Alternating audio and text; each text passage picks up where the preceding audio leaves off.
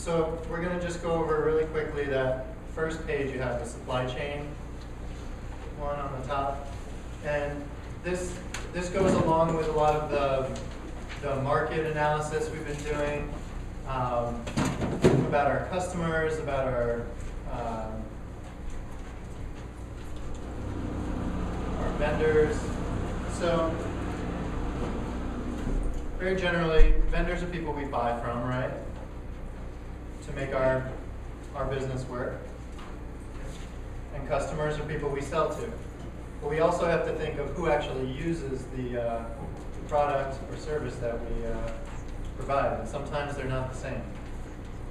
So as we take here the example of an ice cream business or a food co-op selling ice cream, you can think of the vendors from way back in the dairy farm, then the ice cream maker, then the food co-op purchases it, then sells it to a mom, but then the baby is the end user here. So the baby doesn't go out and buy stuff, right?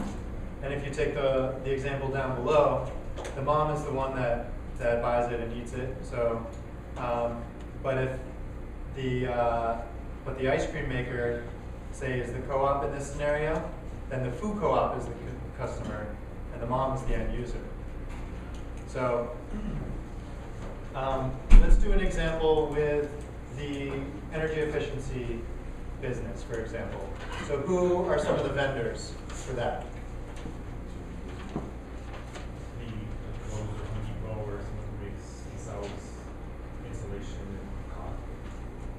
Okay, so people who produce the insulation, the cellulose. I would think also the people that provide it would be more. Yeah, where are the energy providers and and the consumers would be the people that own homes. Homeowners could be some consumers on it, right? Correct. Let's do a couple more vendors, and everyone, we might need to speak up a little bit because of the construction.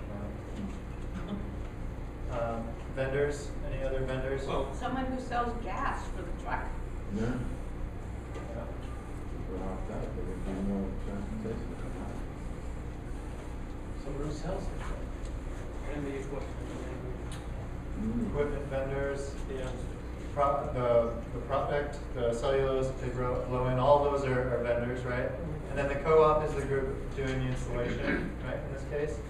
And so who are some of the customers? You talked about the homeowners. Residential, yes. In residential homeowners, Could be who else? Could be also be commercial users. Actually, cooperative owners, the people that are trying to, like for the baseball field that they just built in from the village, they have to put lights up and community services. I would imagine they still got users in there. Okay. Let's stick to an installation crew for this purpose. So, but if they built a building, for example, they could be a commercial customer, right?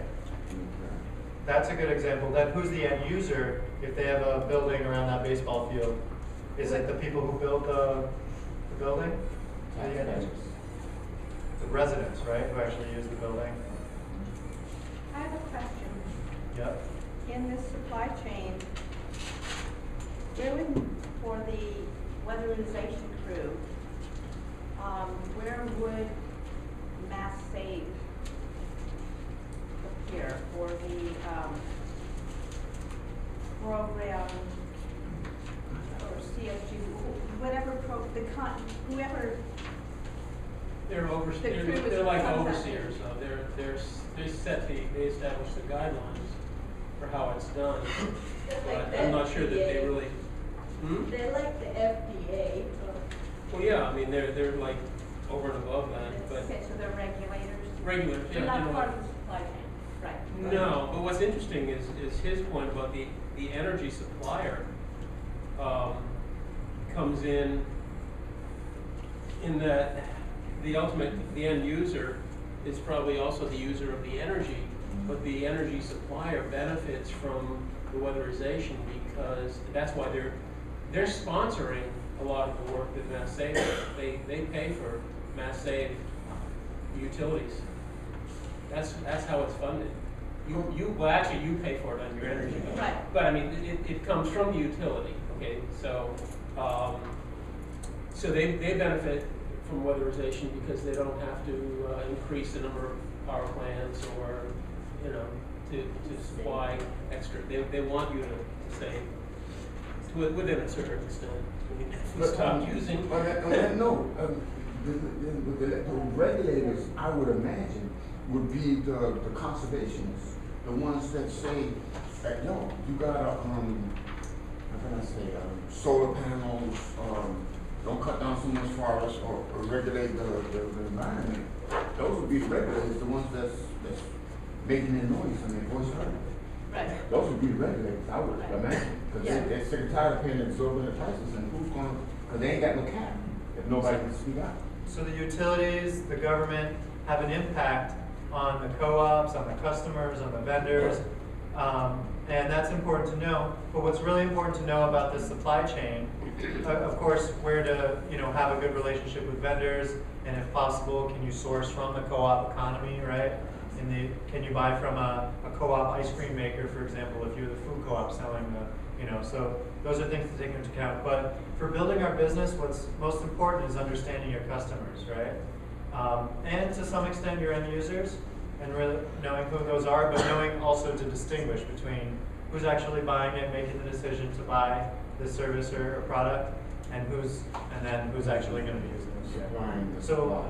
right, so like for example, an event maybe that both the bus and Soul Chariots as transportation co-ops, you might be selling to the parents of people getting married, but they're not the ones actually going to be riding in the bike or in the bus, right? Or an organization might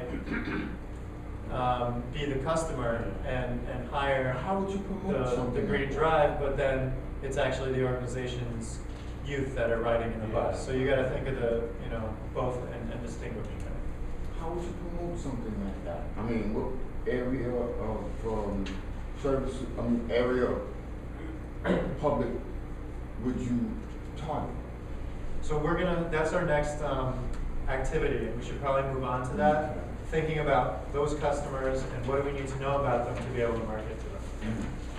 So any other questions about the supply chain before we move on? All right, pass it back to you. Right.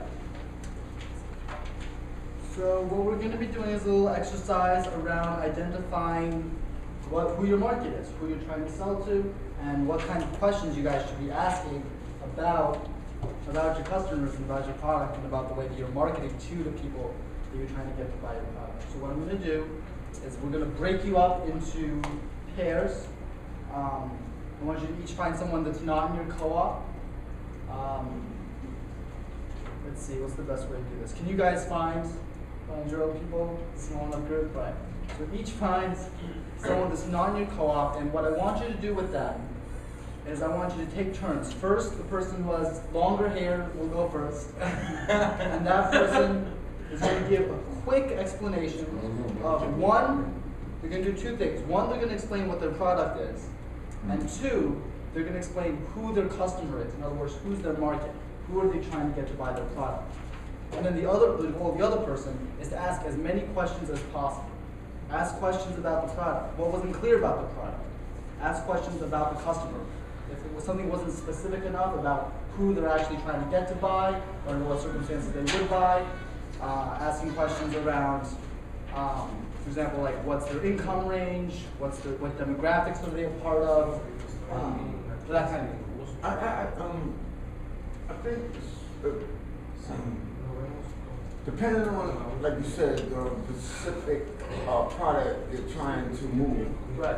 The income and personal history, when you start asking people, and my personal experience, when you start asking people personal information like that, they tend to shy away. So I the first couple of statements that you made prior to getting to their income range and their age and their ethnicity and this and that and the other, can you use my service? And Definitely. Well, when you're talking to customers, that's absolutely right.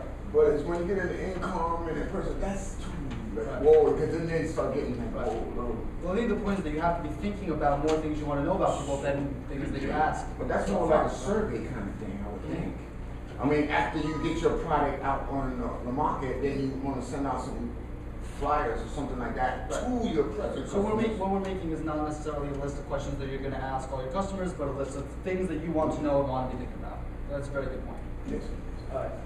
Can I just remind people that the challenge, no longer called homework here, the weekly challenge was to fill out a little bit more about your products and customers, so you can use those in these discussions. All right. So what are we supposed to be writing here? All right. So what you're going to be writing there. Are we writing for our partner or All right. are So we this writing for don't fill this in yet. If you guys have another, if you want to use the back, for example, the supply chain sheet, write any questions that that person gives you on here and just make a big list. Ideally, try to get 5 questions about the product and 5 questions about the customer, but just do your best. Okay. Right, So we're sound writing good? down what they give us, or we want to get them? So these are the questions that the other person is asking you about your product and your customer. And then after about 5 minutes, switch. And I'll let you guys know when to switch. So, Rick, try to find someone that's not in your co-op.